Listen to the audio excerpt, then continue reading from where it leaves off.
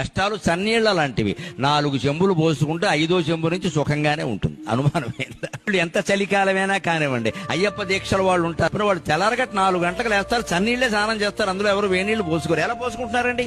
ముందు 4 చెంబులు అయ్యప్ప స్వామియే అంటారు, అయిపోయిందంటే మొత్తం మిగిలినంత బానే ఉంది. అంతే, మనం అలాగే ఉండాలి. కష్టాలంతే, ముందు 4 కష్టాలు భరించగలిగితే తర్వాత ఆ కష్టం కూడా సుఖంగానే ఉంటుంది. ఎప్పుడూ కష్టాలు ఎక్కువ వస్తున్నాయంటే యువతరం ఒకలా ఆలోచించాలి. బాగా వాతావరణం ఉక్కబోస్తోంది అంటే వర్షం కురుస్తుంది ఖచ్చితంగా. వేసిన సెగ్గడ్డ ఉక్కబోస్తుందంటే వర్షం వస్తుంది. సెగ్గడ్డ ఇక్కడ వేసిన కురుపు బాగా సలుపుతోంది అంటే సంతోషించాలి, పగిలిపోతుంది అన్నమాట.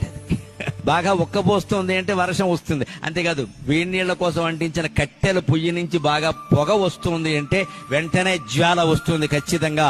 అలాగే కష్టాలు నీ జీవితంలో కమ్మేయి అంటే భగవద్ అనుగ్రహం వర్షం రూపంలో కురవడానికి సిద్ధంగా ఉంది.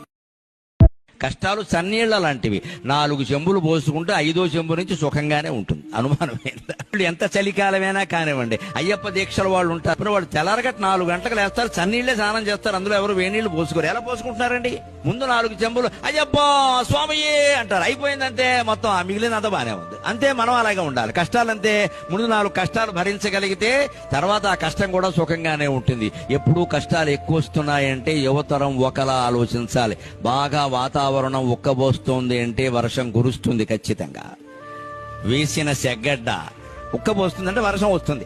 సెగ్గడ్డ ఇక్కడ వేసిన కురుపు బాగా సలుపుతోంది అంటే సంతోషించాలి, పగిలిపోతుంది అన్నమాట.